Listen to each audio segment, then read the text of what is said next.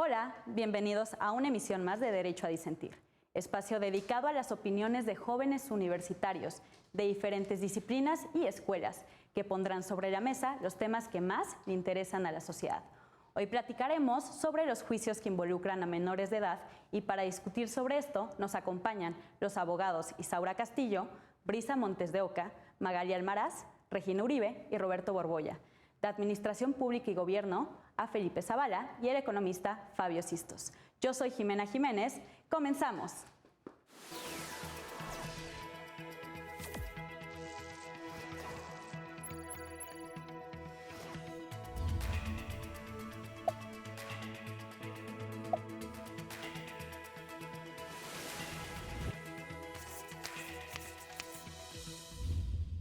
Para el tema de hoy vamos a hablar sobre una sentencia resuelta por la primera sala de la Suprema Corte de Justicia de la Nación. Los hechos versaron primero sobre un divorcio en el cual se derivó que el padre perdiera la patria potestad de su hija y en sí la convivencia. Él después viene reclamando la convivencia y bueno, posteriormente después de muchos actos procesales, llegando a amparos y demás, un tribunal colegiado establece que se debe de escuchar a la menor involucrada en el juicio. No obstante, la madre de la menor recurre a esta sentencia diciendo que igual no podría ser tan benéfico a los derechos, a su interés superior del menor. Posteriormente, la primera sala de la Suprema Corte dice que sí se tiene que escuchar a la menor, pero también darle participación. Me gustaría platicar un poco más sobre esta participación de los menores en los juicios. Felipe.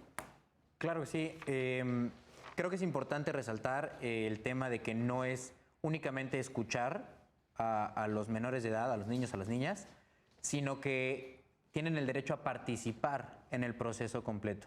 Y eso es una visión mucho más amplia de lo que hablaríamos si estuviéramos diciendo escuchar. Entonces creo que es una de las grandes aportaciones de la sentencia el incluir a los niños o incluir esta amplitud en la definición, sobre todo, del derecho.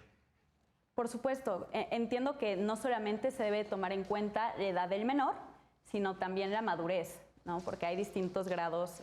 Un niño de 8 años puede ser un poco más inmaduro, no sé, un niño de 6 años, depende de las vivencias de cada quien. ¿A alguien le gustaría comentar sobre esto? Claro, y estás hablando de la autonomía progresiva del niño, ¿no? O sea, él conforme va avanzando la edad,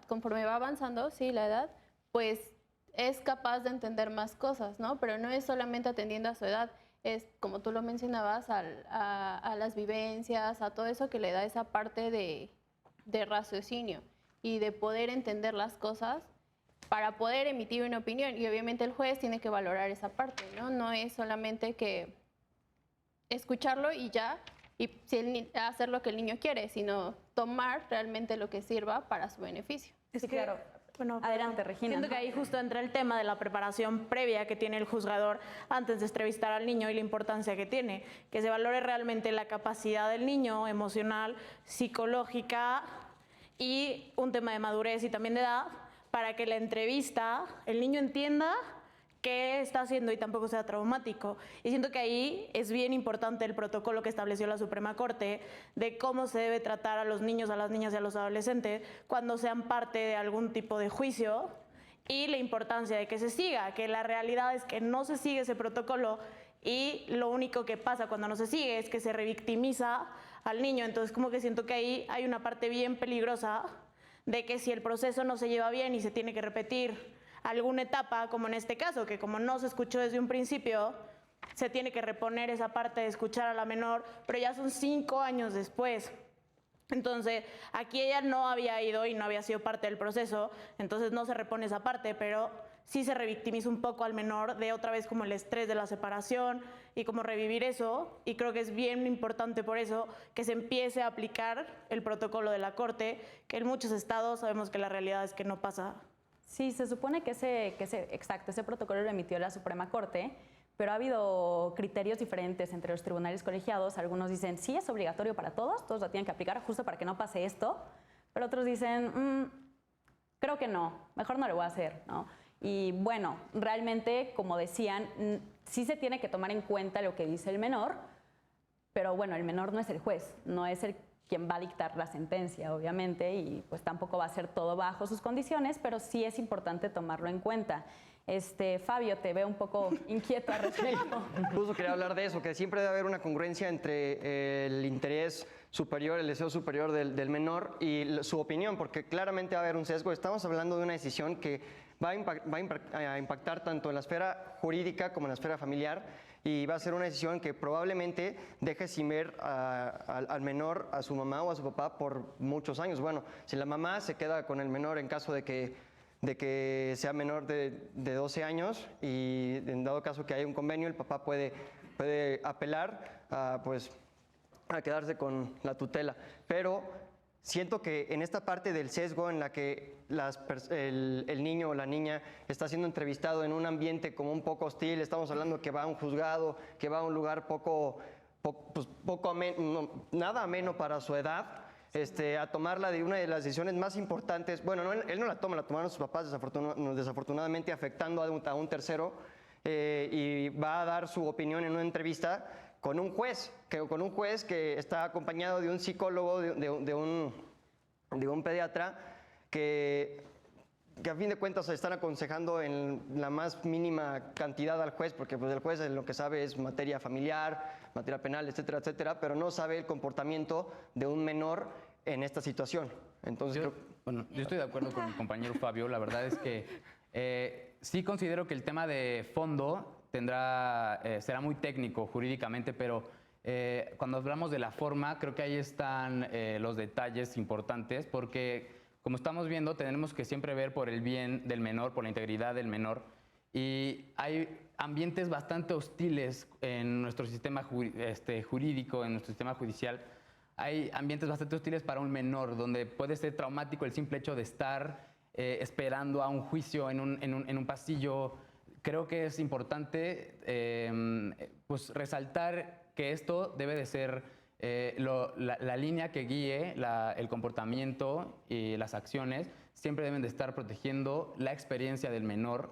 Y también, como decían mis compañeras, importante saber que, bueno, desde de los niños hasta que cumplen 18 años, no todos crecen ni siquiera físicamente igual, no tienen las mismas experiencias, y por eso el nivel de madurez es diferente en todos. Va variando. Entonces, pero justo eso es lo que dice la sentencia, que se tiene que estudiar cada caso diferente, porque cada caso tiene situaciones y especificaciones diferentes. exactamente. Bueno, Yo quiero, sí. No, adelante, Isaura. Bueno, son dos cuestiones, ¿no? Hablar sobre la pérdida de la patria potestad en realidad es respecto del padre. O sea, el menor siempre va a poder ver en el momento que él quiera a su padre, y es algo que pues nunca se ha planteado, ¿no? Y es una mala información donde al final, cuando existe esta pérdida de la patria potestad, la madre o el padre que se queda tiene la guardia y custodia, le dice: tú no puedes ver a tu papá porque perdió la patria potestad. Y ahí está violando un derecho del niño a que en cualquier momento él puede ver a su padre, siempre y cuando no existe un riesgo de por medio, ¿no? Que esa es una parte importante. Y la segunda, respecto del ambiente en el que se desenvuelven todas estas pláticas, donde les dan la oportunidad a los niños para ser escuchados, a mí me parece que en los juicios orales han hecho algo súper importante, que es justo hacer un espacio específico para los niños donde se sientan como si estuvieran en la escuela o en una ludoteca, y no en un juzgado como en el familiar ordinario que llegan con el juez y llega, o sea, el niño así con un montón de expedientes, con toda la gente ahí rodeada de abogados, y es como: ¿y qué hago aquí? ¿Qué voy a hacer? ¿Qué me van a decir? ¿Lo que estoy diciendo está bien? ¿Me va a perjudicar a mí? Y eso es como un poco más la crítica, ¿no? Sí. O sea, ¿qué tanto estamos preparados para que el niño realmente se sienta bien en todo este ambiente donde sí tiene que ser escuchado, pero qué tanto le va a afectar, ¿no? Claro, tocan un tema muy interesante y me gustaría que alguien lo pudiera desarrollar para quienes nos están viendo. ¿Qué significa perder la patria potestad? ¿Alguien me podría explicar? Bueno, cuando presentas una demanda de divorcio, uno de los requisitos, justo cuando hay menores, es presentar una propuesta del régimen de convivencia con el menor. Entonces, en sí, la guardia y custodia, cuando son menores de 12 años, se le queda a la madre siempre, a menos que haya una cosa de violencia o algo así, pero realmente para que el padre pierda la patria potestad es si es incapaz, si hay un riesgo para el menor o si consume sustancias ilícitas o exceso de sustancias que puedan afectar al menor. En casos de violencias o casos específicos, sí hay un régimen de visita, pero como protección, y es en el tribunal, ahí sí es, en un centro especializado y están supervisadas las visitas. Sí, en el DIF. Sí. Sí, con las personas del DIF en el tribunal, en los saloncitos que pues tampoco creo que sea muy agradable la visita, pero está eso. Claro. Entonces, para que el menor pierda el derecho de convivir con su padre o con su madre, tiene que haber un riesgo para él. Y eso depende del juez familiar, si él lo determina o no.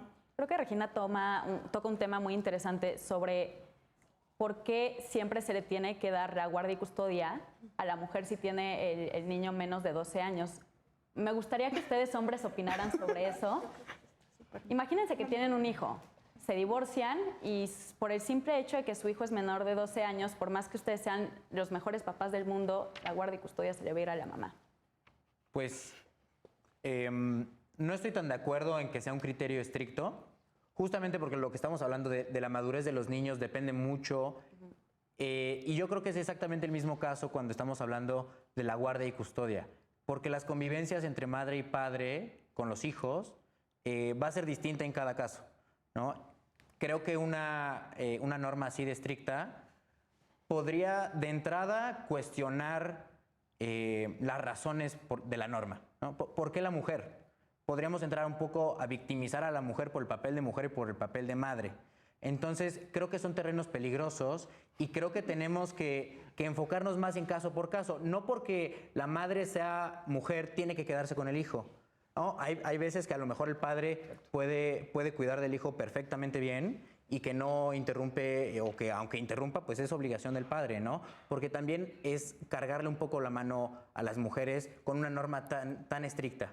Yo creo que tendríamos que ver caso por caso dependiendo de cómo convive el hijo con el padre y con la madre. Sí, claro. Yo también creo que lo óptimo sería, no sé, tengo opiniones encontradas con eso de que antes de los 12 años está la mamá presente.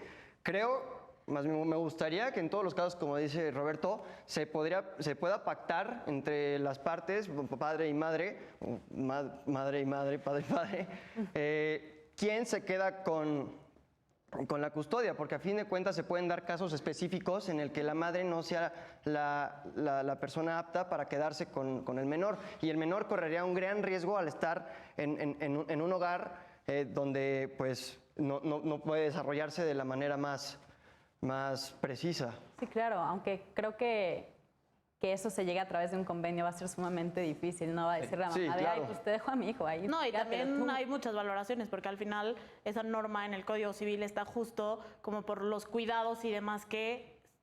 O sea, sí es un poco conservador la norma, sí, como casi todos los civil en México, Sí. porque sí está pensado un poco en que la madre es la que lo cuida, lo preocupa. O sea, sí habría un poco que actualizarla y estudiar caso por caso. Ahí sí estoy muy de acuerdo en eso. Sí, mucho más particular. Pero yo creo que, bueno, por eso justo es como que muy buena este tema que estamos tocando de la participación de los niños en el juicio, porque por este tipo de conflictos es que es muy importante que los niños participen, Claro. ¿no? Porque por eso se les tiene que escuchar, porque tienen que vigilar el interés superior del menor. Entonces, en este caso es cuando el niño va a decidir con quién va a querer estar. Claro, no es como que el juez va a someterse a los deseos del niño, sino él tiene que estudiarlo de una forma muy objetiva, ¿no? Claro. Para esto, obviamente, él va a estar apoyado por personas especializadas en niños, en infantes, y también me parece que se les hace también un estudio, ¿no? De qué tan probable es que salga un resultado efectivo de hablar con ellos, ¿no? De la entrevista, porque no es como un interrogatorio, ¿no? Como ya lo habían mencionado justo mis es una compañeros, entrevista. tiene que estar adecuado a los niños, a la situación.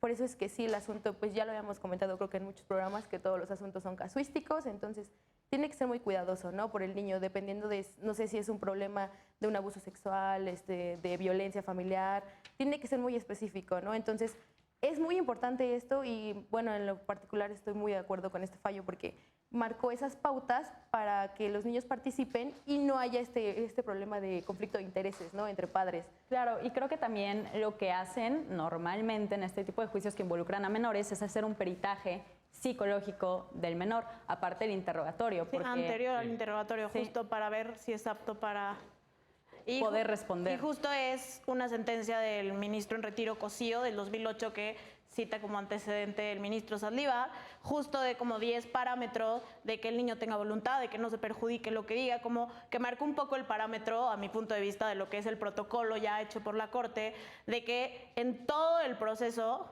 solo se beneficie el interés, o sea, el bienestar del niño, que no vaya a salir perjudicado y que anterior a la entrevista justo se haga un peritaje de que si tiene la capacidad para presentarse a eso y si no, ya ni siquiera se hace la entrevista, que ahí también entra una violación a su derecho a participar en el proceso, pero pues si el peritaje dije que no es apto.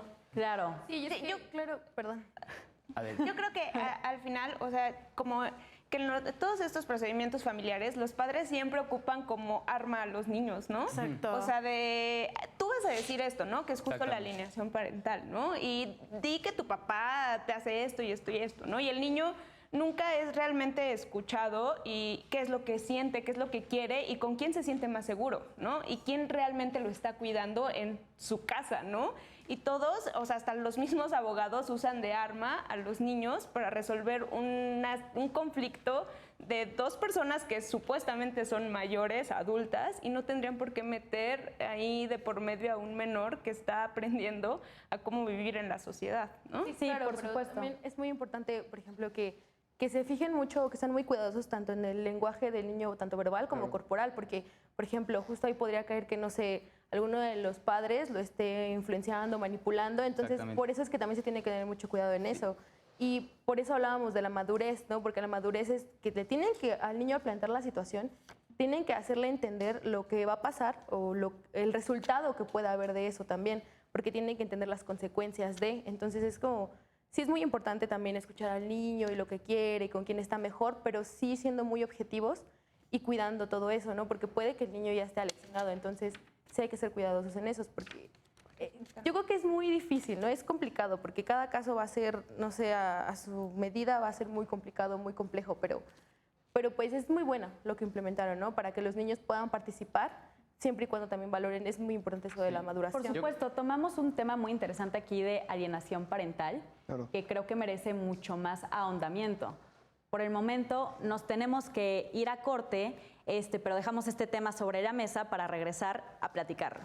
Esto es Derecho a Disentir y aquí los esperamos. Regresamos a este capítulo de Derecho a Disentir. Estamos hablando sobre la participación de los menores en los juicios y también el derecho a ser escuchados. Dejamos sobre la mesa un tema muy interesante que vale la pena tocar, discutir y ahondar un poquito más. Felipe, ¿nos quisieras hablar un poquito sobre alienación parental? ¿Tu opinión? Con mucho gusto. Lo que yo opino es que tenemos que resaltar que la opinión del menor no siempre coincide con su interés superior. Y esto por muchos factores. Por ejemplo, en el caso en el que estábamos platicando, al momento en que los papás se divorcian, la niña tiene 3 años. Bueno, la demanda es cuando tiene 6 años y se resuelve hasta que ella tiene 8 años. Entonces, es hasta los 8 años cuando la niña, la menor, interactúa con el juez y participa en el juicio, ¿no? Ya pasaron varios años en los que ella solo tuvo contacto con su mamá. Entonces, desde mi punto de vista, creo que ahí es donde puede entrar la alienación parental, porque la opinión de la menor está viciada, desde mi punto de vista, por el simple hecho de que solo convivió con uno de sus progenitores.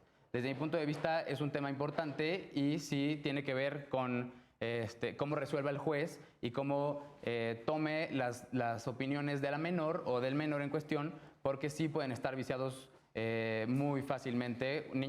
Los niños chiquitos, pues, le hacen caso a sus papás. Pero parte volvemos al mismo protocolo, del protocolo que se supone que el juzgador debe de tener es, o sea, bueno, la alienación parental es que uno de los papás influye en el pensamiento del menor y en su toma de decisiones, estamos como en eso de acuerdo, es que se vea, o sea, en la preentrevista sí tiene como, sí ya está alienado y ya desde ahí el juzgador con su congruencia lo tome en cuenta y justo esa es la importancia de que sean psicólogos y psiquiatras los que acompañen todo el proceso porque ellos sí lo pueden detectar.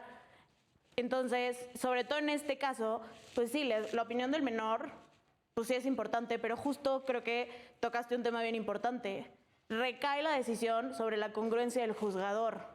Entonces, por eso los papás no pueden estar presentes en las entrevistas, por eso son confidenciales, por eso, a menos que el menor lo pida para sentirse seguro, puede haber una persona de confianza y justo que no haya como un conflicto de interés. Ese es en el ideal. Sabemos que tristemente la realidad es otra y en muchos casos se perjudica al menor.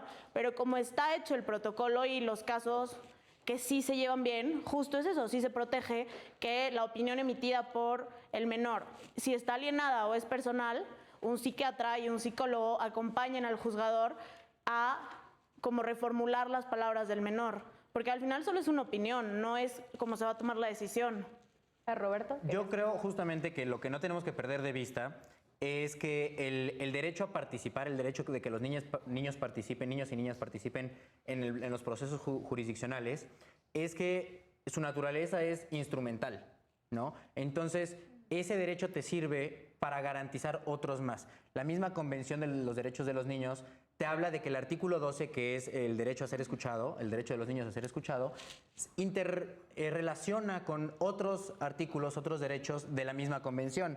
Tenemos que el interés superior del niño, evidentemente, para que pueda ser considerado, ¿no? La no discriminación, la libertad de expresión, el acceso a la información para que el niño sepa en dónde está viviendo, de qué está pasando en su vida, que se pueda expresar también la libertad de expresión y que puedan escuchar sus argumentos. Entonces, justamente el tema de que el derecho a ser escuchado forma parte de los medios, es un instrumento para que el juzgador se haga de los medios de convicción necesarios para que pueda tomar una decisión informada y lo más objetiva posible en cada caso. Entonces creo que eso es bien particular del derecho a participar. Claro, creo que es importante aquí enfatizar que este derecho es un derecho convencional. Propiamente no está en la Constitución, sí está el interés superior del menor en el artículo 4 constitucional, pero hacen esta interpretación convencional para la progresividad de los derechos de los niños. Ahora bien, también un tema un poco de antaño en el derecho, se supone que el juez es perito de peritos, ¿no? Entonces, ¿qué opinan de ustedes? No que tomen un máster ni nada, pero por lo menos que sepan los jueces que tocan estos temas que deben ser más sensibles o especializarse ante estos casos. Brisa, ¿quisieras comentar algo? Claro, pues yo creo que sí deben de estar conscientes de esa parte, que no va a hablar con una persona que ya es mayor de edad, que ya es consciente de lo que dice, sino que va a hablar con un niño y tiene que tener ese tacto para hacerlo, ¿no? Y precisamente por eso se tiene que acompañar de psicólogos, trabajadores sociales, que lo tienen que guiar, pero estamos en un punto que es del deber ser y del ser. O sea, está muy bonito cómo lo maneja la normatividad y te dice, es que tienes que proteger al menor y tienes que hacer esto en pro del menor, pero pues no, o sea, la realidad es que sabemos que no se aplica. Yo creo. Bueno, Isaura tenía un caso donde sí aplicaba el juez específicamente todos los pasos del protocolo. ¿Nos quisieras hablar de cómo este juez respetó todos estos pasos? Pues, o sea, es como un caso de un juez oral, en donde las niñas llegaron y llegó de una manera súper amigable.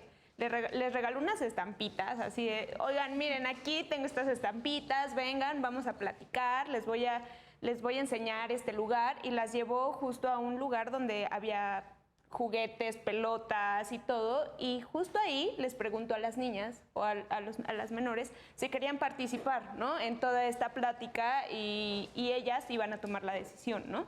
Entonces yo creo que sí está súper bien implementado en los orales, bueno, hasta lo que yo he alcanzado a ver, pero en los familiares, que es donde más se llevan todos este tipo de casos, o sea, es donde pasas y está el niño en una sala de una oficina de un juez, hablando con un juez y con una persona que no conoce. Entonces es súper complicado y es algo que al final, o sea, el niño termina súper sacado de onda, y si en realidad lo que estuvo haciendo estuvo bien, y si no le va a generar un daño a alguno de sus padres, ¿no? También esa es otra parte, ¿no? Súper, súper importante. Y pues al final, o sea, una cosa que yo quería como comentar respecto a esto, o sea, las pláticas con los menores, al final también no es aislada a todas las pruebas que se presentan en los juicios, ¿no? En cada uno se pueden presentar peritajes psicológicos de los padres, pruebas donde el padre trabaja de 9 de la noche a 11 de la noche, entonces no puede atender un niño, o la madre, ¿no? Cualquiera de los dos. Entonces yo creo que las pláticas son importantes, pero también hay que ver todas las demás pruebas que aportan las partes para poder tomar una decisión objetiva y mejor para el niño siempre, ¿no? Sí, claro, esto solo es un apoyo, ¿no? Lo que el niño diga o el interés superior del menor. Digo, es lo más importante en todo el asunto, pero no es lo único. Es parte, ¿no? Es parte de lo que él tiene que evaluar, ¿no? Es un apoyo para el juzgador. Claro, para eso están los peritajes psicológicos que ya nos decía Regina, que se tienen que hacer antes de esta entrevista.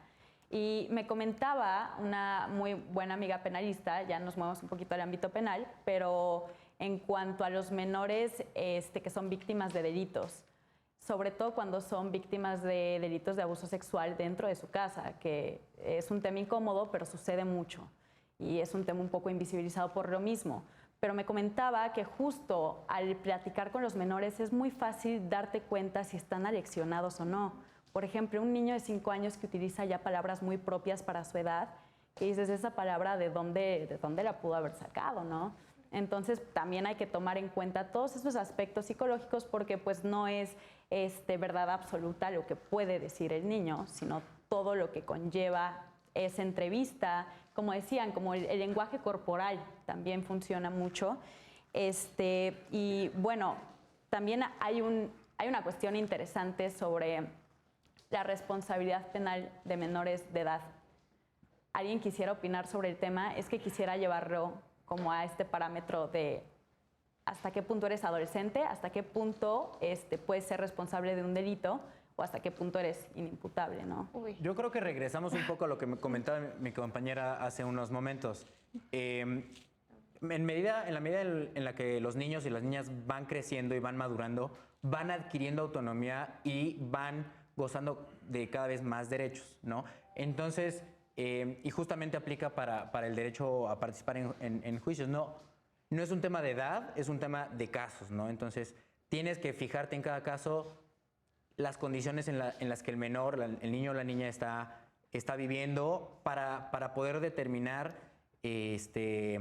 la responsabilidad o no. Claro que el margen o el escrutinio tiene que ser mucho más estricto en el ámbito penal, obviamente porque lo que se está tutelando son derechos bien específicos, bien delicados, y las consecuencias y las sanciones pueden causar mucha mayor afectación. Pero justo viene también, o sea, desde las penas donde las cumplen, ¿no?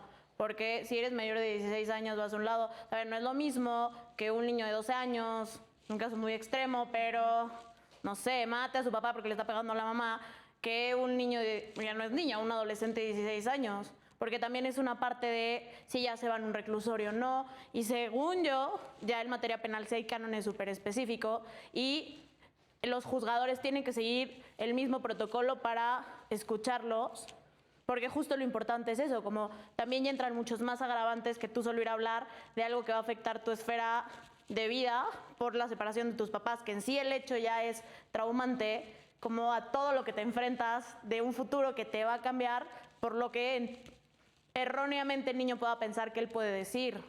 Entonces, desde mi punto de vista sí es bien importante, ya sea en un juicio penal o en un juicio familiar, que creo que es donde se da más, no revictimizar a los niños, que todo el proceso ya es bastante complicado para ellos, ya los afecta demasiado, y sí hay muchas lagunas en los procesos que lo único que hace es revictimizarlos, y ahí sí hay una afectación directa a ellos. Creo que en el corte comentaban una laguna muy interesante sobre la pérdida de la patria potestad. Ok, el padre pues igual tiene ciertas restricciones para ver a su hijo o a su hija, pero pues el menor o la menor tiene siempre el derecho de querer ver a su papá, pero pues ahí, híjole, como que choca un poquito. Sí. Me comentabas un poquito sobre eso en el corte, ¿sabes? Sí, justo eso es lo que estábamos platicando, ¿no? Que al final el niño no pierde el derecho de ver al padre o a la madre que haya perdido la patria potestad, pero al final, ¿cómo va a ejercer ese derecho si la persona con la que está, que tiene la patria potestad, es la que lo representa, ¿no? ¿Cómo lo va a ejercer? O sea, el niño le puede decir a la mamá, es que quiero ver a mi papá, o papá, quiero ver a mi mamá, y en realidad pues la señora está súper enojada por todo lo que sucedió en el divorcio y le va a decir pues no lo puedes ver porque pues ya perdió la patria potestad. Sí, en Pero todo caso, el pero es acceso a la derecho, justicia ¿no? en ese momento se ve truncado justamente por uno de los padres. En algún caso se podría enterar alguna vecina, algún tío, algún familiar que pudiera a lo mejor proteger un poquito el interés del niño de convivir con el padre que no ve. Pero sí, definitivo, ahí hay un gran reto para que el acceso a la justicia, para que los niños puedan acceder a la justicia y llenar o satisfacer su interés. Claro, sucede un tema muy lamentable que en los divorcios normalmente utilizan a los hijos como armas, ¿no? Como para amenazar o como monedas de cambio incluso. O sea, justo creo que es de importancia de reconocer su derecho a participar. Los niños no son objetos de derecho, son sujetos y ellos también pueden decidir y saber y también pues, ver con quién se van a vivir o quién no. Te veo un poco inquieto al respecto. Pues la verdad es que sí, como decíamos desde antes, claro que el menor puede decir que prefiere estar con uno de sus papás, ¿no? Pero a fin de cuentas, no creo que esa opinión del menor sea la que debe de definir cómo se resuelve el asunto. Realmente creo que sí es importante, sí se debe tomar en cuenta, pero no creo que sea, digamos, el punto que decida la resolución. No sé qué opinan mis compañeros.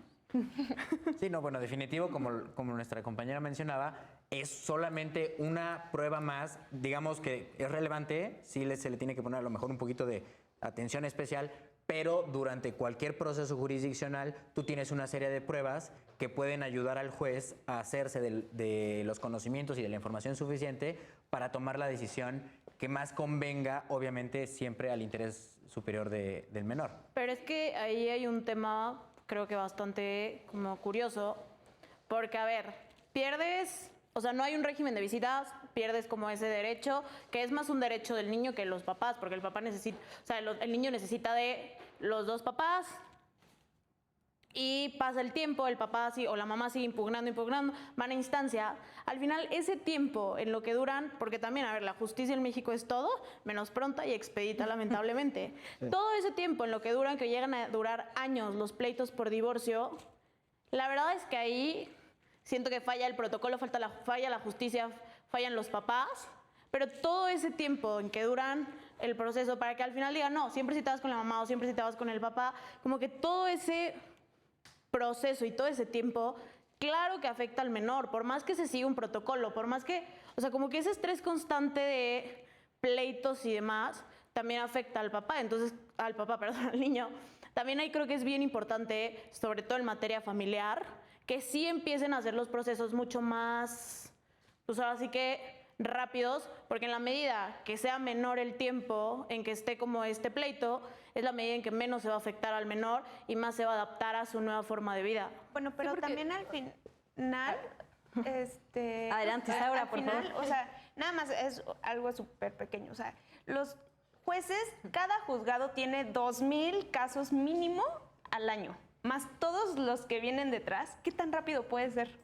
O sea, también ese es un tema súper importante que a lo mejor no tomamos en cuenta, ¿no? O sea, los jueces están cargadísimos de trabajo todo el tiempo porque tienen que sacar un buen de expedientes y justo por eso también se vuelve más tardado, ¿no? Sí, pero pues es que ya resulta paradójico, ¿no? Porque se supone que lo que se busca es el interés superior del menor, el cuidado del menor, lo que necesita, lo que es mejor para él y se está dejando a un lado por la pelea de los padres, entonces ya es muy paradójico esto, entonces sí debe ser rápida y expedita, y más porque tienen que cuidar lo que es mejor para el niño, ya sea psicológicamente, emocionalmente, físicamente, lo que sea mejor para él, por eso sí, yo creo que sí les debería dar más importancia, porque no se puede dejar esos asuntos así tanto tiempo. Es que ve justo el caso de la sentencia, son 5 años del divorcio a que se resuelve que si hubo un vicio en el procedimiento, que se tiene que escuchar al menor. Entonces, ahora son 5 años de eso. En lo que se escucha al menor y demás, dale que es un año más. Entonces, al final ya va a ser de una niña de 3 años que pierde como la capacidad de ver a su papá y el papá el derecho de convivir con ella, porque al final una niña de 3 años, por más que quiera convivir con su papá, no tiene forma de hacerlo si no es por medio de su mamá, pues ya va a ser hasta una niña de 9 años, y si es un lapso de tiempo bastante amplio en que el niño se va formando y va formando opiniones y su forma de relacionarse con la vida y con la gente. No, y estás dando ya ese espacio de que esté lesionado, en que ya prefiera otras cosas, en que ya tenga interés en otras situaciones que en el pleito de sus papás. Entonces, sí debe ser rápido porque están dando mucho tiempo en un intermedio en el que se pueden dar demasiadas situaciones y que el niño pierda ese interés, ¿no? Claro. Pierda Yo también... creo que aquí el punto ideal sería lo que es ahora la figura de la guarda y custodia compartida, ¿no? Que el niño pues realmente pueda convivir con sus dos papás, pero sabemos que es algo totalmente ideal porque, Utópico. Ajá, Sí, porque pues no, tienen que estar muchas situaciones a la par para que se pueda dar, ¿no? Que los papás no vivan tan lejos uno del otro y cosas así, ¿no? Pero yo creo que por ese lado intentaron darle como solución a todos estos problemas, ¿no? Sí, todo este tema del tiempo en el que se debe de dar solución a estos problemas es muy, muy importante, porque estoy segura que ninguno de nosotros somos la misma persona que fuimos hace 5 años y no queremos lo mismo, Ni no uno. pensamos lo mismo. Y lo grave es que en el protocolo no viene absolutamente nada relacionado con el tiempo. Imaginémonos que al principio del divorcio se presenta un psicólogo, se presenta las bases para que se lleve a cabo el protocolo adecuadamente. Claro. Claramente, después de 5 años no va a ser ni el mismo psicólogo ni la misma persona que está siendo entrevistada. Perdón, Fabio, tenemos que mandar rapidísimo a corte. ok. Te corté la inspiración, Sí, dale. pero ahorita la regresamos. Ok. La dejamos aquí sobre la mesa. Esto es Derecho a Disentir por Justicia TV. Regresamos a Derecho a Disentir aquí por Justicia TV. Fabio, perdón, te corté la inspiración hace rato. Sigue con tu exposición. Nada más quería finalizar el punto. Estaba comentando antes del corte que cuando se lleva a cabo la sentencia, en el protocolo no viene un tiempo mínimo en el cual se debe de finalizar el divorcio, o sea, que se deba de dictar. Entonces, no creo que a lo largo de todo, más bien, no es el mismo psicólogo a lo largo de todo el divorcio. Entonces, yo creo que al final de cuentas la persona que más sabe acerca de madurez, acerca del estado sentimental, emocional del menor, es prácticamente el psicólogo, porque dura mucho que el juez sepa distinguir ciertas características que dicta lo que dice, cómo actúa. Entonces, creo que sería conveniente que al menos, si van a ser así de tardados como el caso en el que estamos viendo 5 años, que se lleve a cabo tan siquiera con el mismo psicólogo para que el niño o la niña pueda desarrollar esta confianza con la persona que le está ayudando psicológicamente y al final se pueda dictaminar una sentencia en la cual se esté Beneficiando al niño. Claro, beneficiando al niño y no a los papás. Yo creo que no podemos perder de vista que cuando hay un conflicto de esta naturaleza entre padre y madre, en una pareja, y que existe un niño, va a haber una afectación sí o sí. ¿Por qué? Porque pierde la normalidad de lo que Claro, le estaba cambia su vida viviendo. diaria. Entonces, lo que está tratando de hacer el protocolo y los esfuerzos se deben enfocar en minimizar esa afectación. Porque estoy de acuerdo que 5 años es demasiado, Sí. pero sí, y aunque existen retos enormes en materia legislativa, sí tenemos que enfocarnos en reducir esas afectaciones lo más posible. Claro, y creo que el protocolo en el ideal sí lo hace. O sea, si se sigue punto por punto, pero pues también depende de que los papás cooperen, también depende justo de que no haya tantos casos, que los términos se cumplan adecuadamente, que no te vayas una segunda, porque también es eso, el juicio pues aquí acabó en tiempo, pero el papá peleó por eso, luego se amparó, la mamá se amparó, entonces eso es lo que, pues al final sí, por más que quieras minimizar esos tiempos, pues son derechos que ellos también tienen para defender sus derechos y Su pues, proceso. velar Nos- por sus hijos. Entonces, yo creo que en el ideal el protocolo sí cumple con lo que los juzgadores deberían de tomar en cuenta, pero creo que el reto va a ser un poco como todos los retos en este país, que se cumple y que se aplique bien. Claro. Y sí se va a poder minimizar un poco el impacto del estrés de los niños. Claro, el tiempo siempre suele ser algo muy complicado y a veces si la ley establece tiempos específicos, a menos de que sean para plazos y demás, luego puede llegar a ser un poco arbitrario y dejas de tomar en cuenta las especificidades de cada caso. Pero quisiera ahorita tocar un tema, ya para tocar en este último bloque, un tema muy en boga e igual muy sensible, sobre el interés superior de los niños, sobre todo en estos casos migratorios que hemos visto fotos un poco desgarradoras de cómo están los niños en los centros de migración. Regina, estabas diciendo un poco en el corte respecto de esto. Sí, los menores no acompañados, sobre todo en Estados Unidos, ellos tienen que ir a declarar, no tienen abogados. Si tú ves los videos, dicen, ¿sabes qué es un abogado? No. ¿Sabes qué es aquí? No. Entonces, lo que el niño diga, ahí sí afecta directo sobre si se queda, si lo regresan. De por sí las condiciones de vida en las que los tienen, justo lo que dices tú, es deplorable y las ves y de verdad pierdes un poco la fe en la humanidad.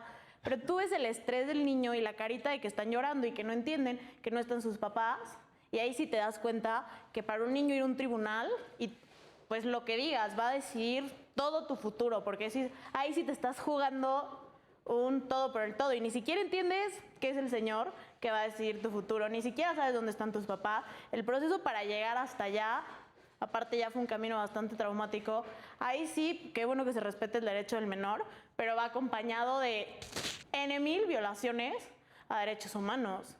O luego ni siquiera entienden el idioma y los traductores que hay, pues hijo, no son lo más amigables en el lenguaje para los niños. Y justo en Estados Unidos, o sea, no es que me caigan mal ni nada, pero siempre se están quitando todos los tratados de derechos humanos, siempre, todo el tiempo, o tienen una cláusula especial donde eso no va a ser obligatorio para ellos. Entonces eso lo vuelve muchísimo más complicado, ¿no? Bueno, sí, porque los niños al final son una consecuencia de algo, ¿no? Pero recordemos que la Convención sobre los Derechos del Niño no está ratificada por Estados Unidos. Para empezar, de hecho, ¿no? o sea, están Exacto. todos creo que están todos los países, justo excepto Estados Unidos.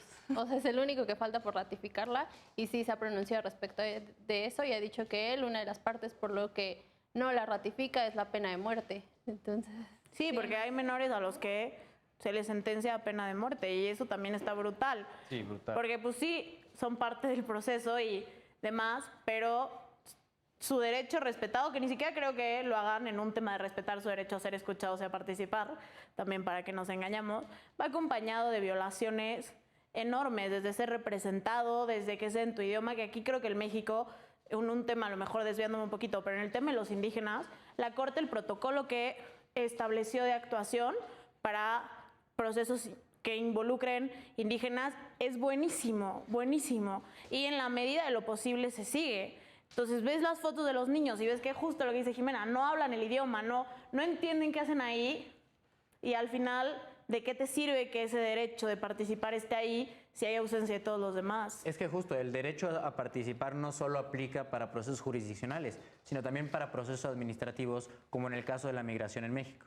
El Instituto Nacional de Migración tiene retos enormes, lo hemos visto en las últimas semanas, de nombramiento, de personal, de capacidad institucional, capacitación para entre ellos. manejar la cantidad de migrantes que pasan por nuestro territorio, y ahí sí debe de haber un tratamiento prioritario y especial a menores no acompañados, en general a todos los menores, principalmente a los no acompañados por la vulnerabilidad en la que se encuentran, pero sí, justo el derecho también aplica en procesos migratorios administrativos a nivel nacional, y ahí se tendría que poner un acento enorme porque tienes muchos grupos vulnerables ahí conglomerados. Tienes a menores de edad, tienes probablemente indígenas, tienes afrodescendientes, tienes un montón de condiciones que merecen una atención prioritaria. Entonces ahí deberíamos de poner un foco bien importante. Me gustaría que nos hablaras un poquito de esto, Felipe, desde tu perspectiva de tu carrera y política pública y demás. Bueno, desde mi perspectiva personal, después de ver las imágenes de cómo tienen en general a todos los migrantes, pero en especial a los niños, sí creo que es inhumano, o sea, en jaulas, en el suelo, con unas colchonetas, dormidos, o sea, sí, creo que a cualquier persona se le rompe el corazón viendo estas imágenes. Yo no me puedo imaginar qué tan traumante o traumático, no sé cómo se dice, pero para los niños debe de ser esta experiencia, ¿no? Yo creo que nunca en su vida se les va a olvidar, va a influir En todo Claro. lo que resta de su vida esta situación, y es competencia de las autoridades tratar de hacer este proceso lo más ameno y amigable que se pueda, especialmente con los niños. No se puede quedar, no nos podemos quedar con los brazos cruzados. O sea, son niños que no conocemos ni nada, pero hay que verlos a todos como si fueran nuestros hermanos, nuestros primos, hasta nuestros hijos. Entonces, sí creo que, como decía Roberto, hay que poner un acento y un foco específicamente en el trato a los menores y a los menores no acompañados, que creo que sí, ya van bastantes años que es un tema que sí está, digamos, en boca de bastantes personas. Lo difícil es que se cumplan y que se lleve a cabo todo lo que se plantea, ¿no? Claro, por supuesto. De hecho, estuve unos meses estudiando en una escuela en el extranjero, en Texas, donde hay pues muchísimos migrantes, muchísimos extranjeros y demás, y pues estaba yo en una escuela pública. Y un comentario de un compañero, de repente hablando, se llama Luis, me dijo, yo me acuerdo cómo a los 5 años estuve toda una semana en el desierto, intentando cruzar la frontera. O sea, que se acuerda a sus 18 años, o sea, es una situación totalmente traumática. Por suerte, pues no lo detuvieron ni nada. No estoy diciendo que está bien saltar las normas de un país, ni mucho menos, pero pues no estuvo sometido a estos tratos que hemos estado viendo, sobre todo en los últimos meses. ¿Quisieras aportar algo al respecto? Pues es que es una característica desgraciadamente muy popular de Estados Unidos, que es este aspecto de no respetar principalmente el derecho a la vida o el derecho a querer superarte como persona. Es impresionante con lo que nos cuentas de tu amigo, de que a sus 18 años se sigue acordando de cómo estuvo 5 días en el desierto. Es más, cómo una persona está 5 días en el desierto con miedo a pedir ayuda porque lo van a regresar a un país donde no puede superarse, donde no puede mejorar su calidad de vida. Claro. Entonces, creo que, no, pues es que me gustaría que hubiera tan siquiera un poquito de protección a estas personas. Es que, pero también hay una parte que México no hace y también esa parte, pues sí hay que señalarla. No, completamente. Y ahí sí creo que lo que dices tú de migración, sí, o sea, el protocolo se supone que es para todos los juzgadores. Bueno, el Instituto Nacional de Migración era una oficina más de Secretaría de Gobernación que no le dábamos la importancia debida hasta los últimos meses que hemos visto las caravanas de migrantes y la importancia realmente de tener una frontera digna en el norte y en el sur para que las personas que quieren superar las condiciones en las que viven puedan hacerlo de la mejor manera posible. Evidentemente dentro del marco normativo de cada país, pero de verdad que es degradante ver a la gente en las condiciones en las que se transporta, en las condiciones en las que las transportan ¿Y cómo separan a los niños? Es que es eso, les violan todos sus derechos. Entonces, pues eres parte del proceso porque ya llegaste al país, pero realmente no te están cumpliendo ni te están respetando, ni siquiera intentando respetarte ni un derecho. No, y se nos olvida que vienen huyendo de situaciones. También la parte de México, sobre todo con los menores no acompañados, sí es un reto enorme, y creo que un reto que tiene la Corte es sí un poco, porque a ver, sí hay muchos criterios, justo revisando el tema, de que tribunales dicen una cosa del protocolo, tribunales dicen otra, el juez familiar dice otra cosa, entonces regresa el tribunal y demás, y justo la revictimización a los niños y que no se está cumpliendo. Entonces, si ya tenemos un protocolo para el juzgador para niñas, niños y adolescentes, un protocolo de acción para los indígenas, como que la Corte sí ha tratado de mejorar un poco la seguridad jurídica de todos los ciudadanos. Yo creo que sí falta un poco darle al tema migrante, que pues no es mucho su competencia, pero sí legislativamente y fortaleciendo migración y demás, que México también haga su chamba y no solo ver fotos y criticar a Estados Unidos, porque si llegaron ahí no acompañados fue por toda una serie de travesías que pasaron en México. Bueno, también es si llegaron, ¿no? Porque para empezar también existen todo esto de trata de personas y como todos estos temas muy horribles y muchísimo más dolorosos, ¿no? Donde a los niños son, les venden sus órganos, ¿no? Prostitución. Reclutados por el crimen organizado. O sea, sí. Entonces es súper triste y muchísimo más preocupante que solo ver un protocolo para que los niños lleguen bien, ¿no? No, ¿Por qué? Porque al final lo que sucede es que dentro de todo esto hay muchísimo más cosas que deben de verse, ¿no? Que México debe de entender y debe de buscar la protección a los niños, ¿no? Creo que sí. Regina. Sí, o sea, es que no digo que la Corte tenga que hacer un protocolo de eso, pero pues se ha crecido mucho y creo que la labor de la Corte, sobre todo del 2000 para acá, que fue cuando ya todo se reformó y demás, creo que la labor de la Corte sí ha dictado sentencias que cambian nuestra realidad mucho más de lo que nosotros podemos concebir en nuestro día a día. Y pues nada más si te vas a las de este año, la del cannabis, sí ha hecho muchas más cosas de las que la mayoría de la gente le da mérito por o sabe ni siquiera qué pasa. Y yo creo que en un tema, estoy segura que van a empezar a llegarles temas de la situación de los migrantes no acompañados y demás, sobre todo porque ya se están quedando en México. Entonces ahí, pues ya si se te queda un niño y sin papás, ya es tu responsabilidad. O sea, no es que haga un protocolo para que lleguen y no es que haga un protocolo para que crucen y los traten allá, pero si la Corte ha avanzado tanto en indígenas para que se respeten sus derechos, para que no se afecte a los menores en procesos judiciales, que al final o sea, este protocolo también les funcionaría, no tengo la menor duda que para un año vamos a tener algún criterio de la Corte, sobre todo para menores no acompañados.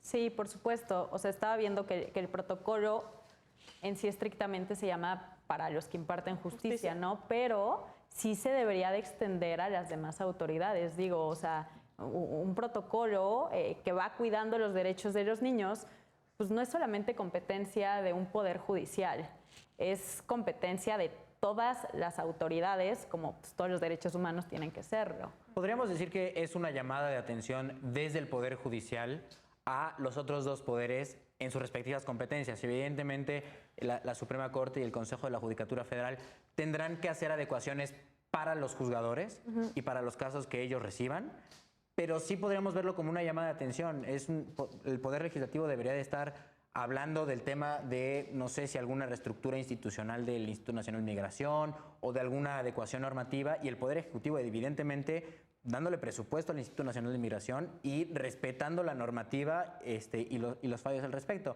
Pero sí, la Corte y el Poder Judicial están haciendo por lo menos una parte de la chamba. Podríamos ver que es una llamada de atención a los otros dos poderes. Que sí creo que hay que visibilizar un poco justo la llamada de atención que hace la Corte y la protección que está buscando tener en los ciudadanos y sobre este tema en los menores. Porque muchas veces vemos a la Corte aquí y como que no nos damos cuenta de que en nuestro día a día sus sentencias sí nos protegen y que sí nos cambian nuestra esfera. Sí. Que creo que eso es un reto enorme de la Corte, de visibilizar justo en la medida en que la Corte visibilice sus protocolos de actuación, es en la medida que el legislativo se va a tener que poner las pilas y el ejecutivo también. Sí, para eso tiene que haber una buena comunicación entre los tres poderes y no de ustedes poderes peleense y cada quien haga como quiera y cada quien haga lo que pueda. No, debe haber una buena coordinación. Finalmente sí hay una separación de poderes, pero tienen que actuar en conjunto para acatar o intentar solucionar todos estos problemas pues, que le importan no solamente a las autoridades, pues a nosotros estamos aquí hablando de esto.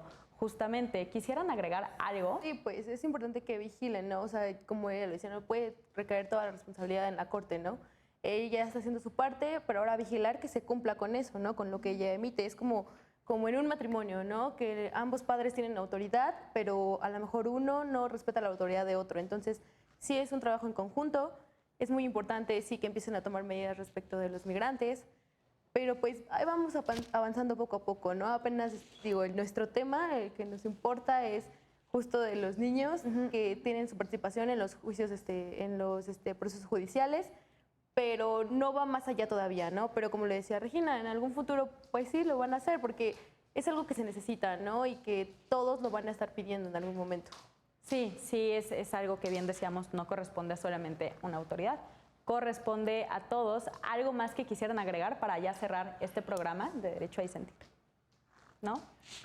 Muchas gracias por todo. Gracias No, pues, por la invitación. Muchísimas gracias a ustedes. Creo que tocamos temas muy interesantes y siempre es lo padre de esto, de que podemos abarcar un poquito más de lo que dice la sentencia, abarcar el tema de migrantes, abarcar a otras autoridades, pero sobre todo teniendo en cuenta la protección de los niños, niñas y adolescentes, que son un grupo vulnerable. Y pues bueno, lo van a seguir siendo, no hay algo que podemos cambiar al respecto. Lo que sí podemos cambiar es dar una efectiva protección hacia ellos. Y pues bueno, cerramos este programa de Derecho a Disentir. Fue todo un gusto tenerlos y tenerlas por acá. Y pues bueno, nos despedimos. Esto es Derecho a Disentir por Justicia TV. Nos vemos a la próxima.